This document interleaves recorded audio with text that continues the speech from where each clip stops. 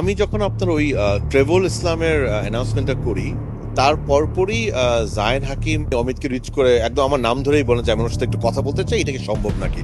তো আমরা তো ভাই আমরা তো ফেডারেশন, কখনোই কারোর জন্য না নেয় আমাদের কাছে। বাংলাদেশের হয়ে খেলার জন্য কতটা মুখিয়ে আছেন জায়ান হাকিম ফাহাদ করিমের এই মন্তব্যে সেটা ভালোভাবেই বোঝা যায়। বাফুফে ভাইস প্রেসিডেন্ট যেদিন ঘোষণা দেন আর নয় নাম্বার 9 নিয়ে চিন্তা, ট্রেভর ইসলাম আসছেন বাংলাদেশের হয়ে খেলতে, ওই নিউজ দেখার পর নিজে থেকে জায়ান হাকিম যোগাযোগ করেন মিস্টার ফাহাদের সাথে।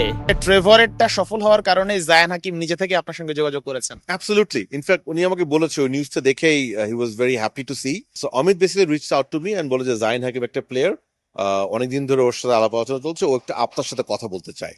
সো আমি বলছি ইয়া, নো প্রবলেম। তো আমি ওর সাথে কথা বলি, to be very honest, I had a long discussion with him. Confidence sports দীর্ঘদিন ধরে যোগাযোগ রেখেছিল জায়ান হাকিমের সাথে, কিন্তু যখন আশা প্রায় শেষ হতেই বসেছিল তখনই জায়ান নতুন করে আলো খুঁজে পেয়েছেন ফাহাদ করিমের মাধ্যমে।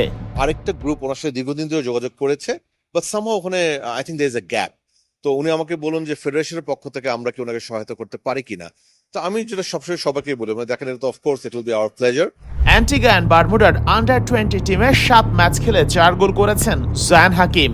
সমিত সোমের মতো ওদের ন্যাশনাল টিমেও খেলেছেন 2টা ম্যাচ। তাই নিয়মের মারপ্যাচে জায়ানের কাগজপত্র আটকে যায় কিনা এখন তারই পোস্টমর্টেম চলছে।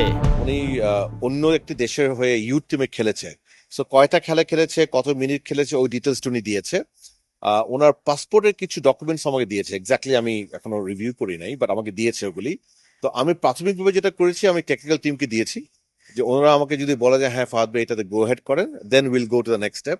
সো টিডি সাহেব আমাকে বলেছে যে হ্যাঁ ফাহাদ ভাই you can talk to him, ওর প্রোফাইল বেশ ভালো।